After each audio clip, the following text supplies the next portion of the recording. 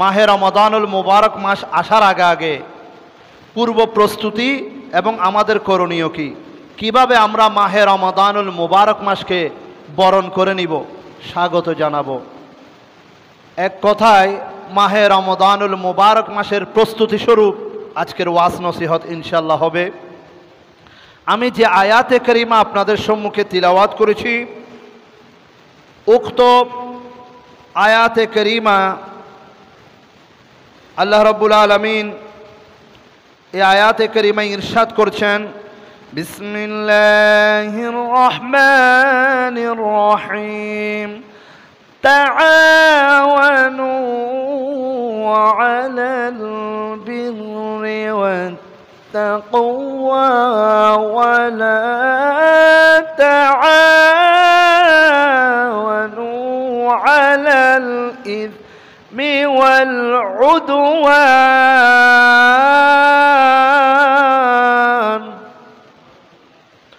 আল্লাহ রাব্বুল আলামিন ইরশাদ করেন, সৎকর্ম ও তাকওয়া, সৎকর্ম ও তাকওয়ায় তোমরা পরস্পরকে সহযোগিতা করো, পরস্পরের মধ্যে সহযোগিতার মাধ্যমে প্রতিযোগিতা করো। তারপরে বলছেন, ওয়ালা তাআওয়ানু আলাল ইসমি ওয়াল উদওয়ান, কারো পাপ ও সীমা লঙ্ঘনের মধ্যে কাউকে সহযোগিতা করিও না।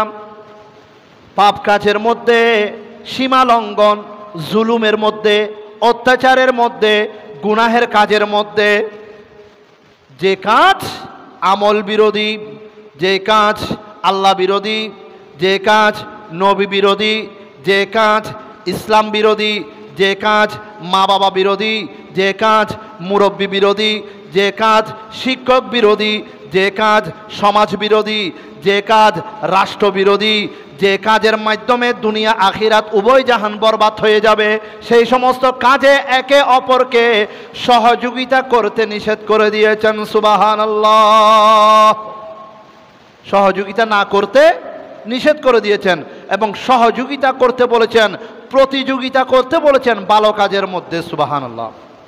এখন ভালো কাজের মধ্যে কোরআন হাদিস চর্চা করে, কোরআন হাদিস আলোচনা করে, গবেষণা করে, কোরআন হাদিস পাঠ করে, কোরআন সুন্নাহর আলোকে ভালো কাজের মধ্যে অন্যতম হচ্ছে, ভালো কাজগুলোর মধ্যে সেরা শ্রেষ্ঠ অন্যতম হচ্ছে মানুষের উপরে দয়া করা, মায়া করা, মহব্বত করা। সুবহানাল্লাহ। মানুষকে ভালোবাসা, মানুষকে এহসান করা, দয়া মায়া করা। আচ্ছা, রহমতের বিপরীত হচ্ছে বেরহমত, দয়ার বিপরীত হচ্ছে ঘৃণা করা, মায়ার বিপরীত হচ্ছে ভালো না বাসা,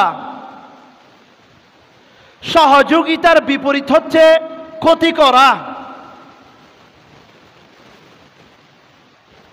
কারো উপকার করতে না পারলে অপকার করবেন না, উপকার করতে না পারলে অপকার করবেন না। পবিত্র মাহে রমাদানুল মুবারক মাস আমাদেরকে শিক্ষা দিচ্ছেন।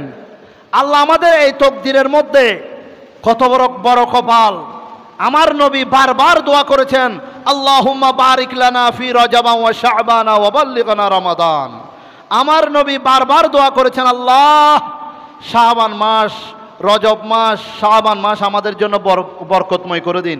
এভাবে আমাদেরকে মাহে রমাদানুল মুবারক মাসে পৌঁছিয়ে দিন। কত বড় সৌভাগ্যের মাস মাহে রমাদানুল মুবারক মাস।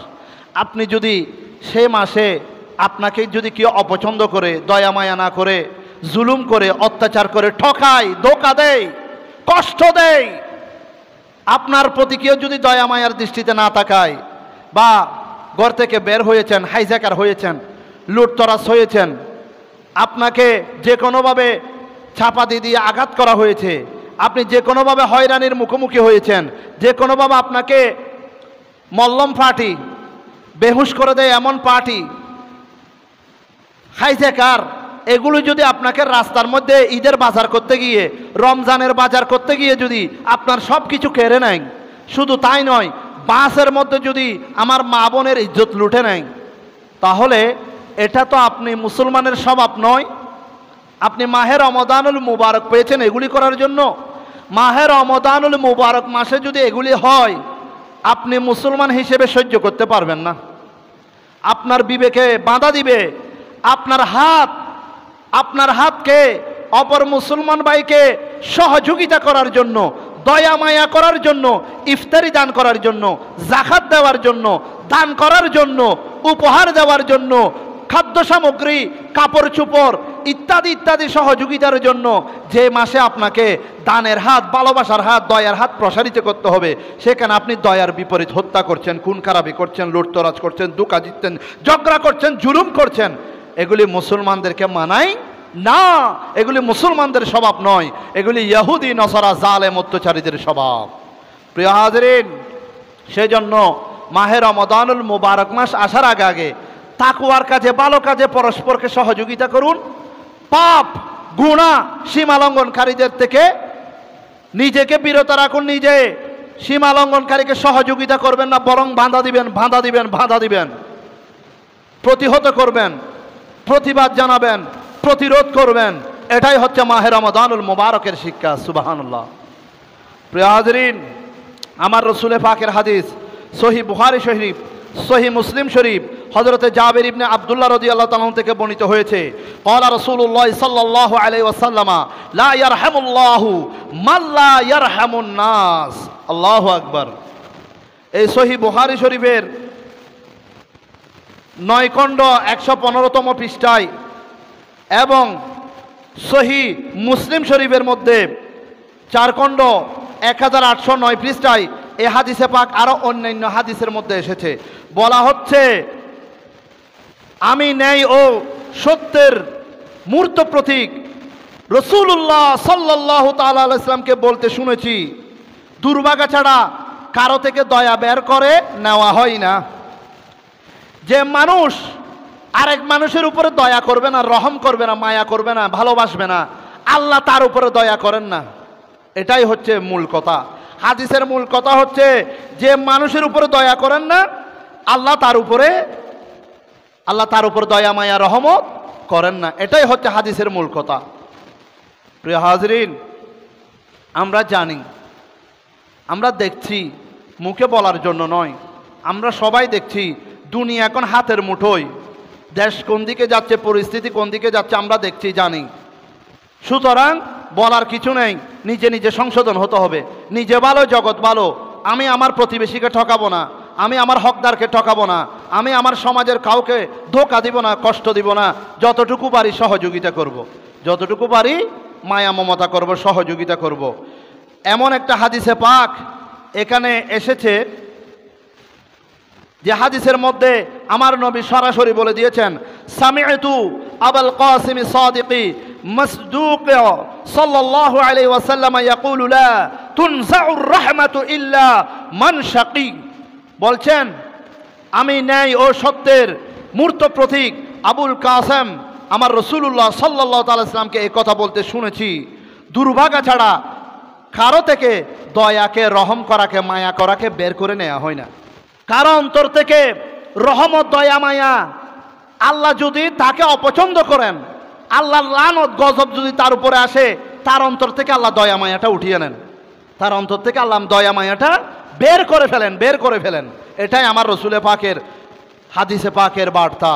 প্রিয় হাজরিন, আরেকটা হাদিস জেনে রাখুন।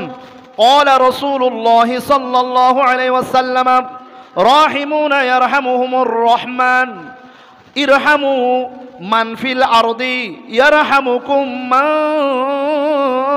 ফিস সামা। সুবহানাল্লাহ।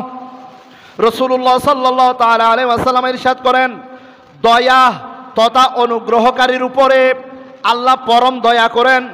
পৃথিবীবাসীর উপরও দয়া করো, তুমি পৃথিবীবাসীর উপরে দয়া মায়া করো, তিনি তোমাদের উপরে সময় মতো দয়া করবেন, যার হুকুমত হলো ঊর্ধ্ব আকাশে। সুবহানাল্লাহ। আপনি কাউকে ভালোবেসেছেন, দয়া করেছেন, আপনার এই দয়া মায়ার কথা আল্লাহ রহমতের ফেরেশতাদেরকে নিয়ে চর্চা করবেন।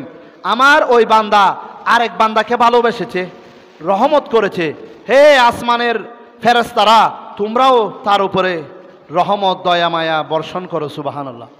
তোমরাও তার খেদমতে লিপ্ত থাকো। এটাই আল্লাহর ফায়সালা।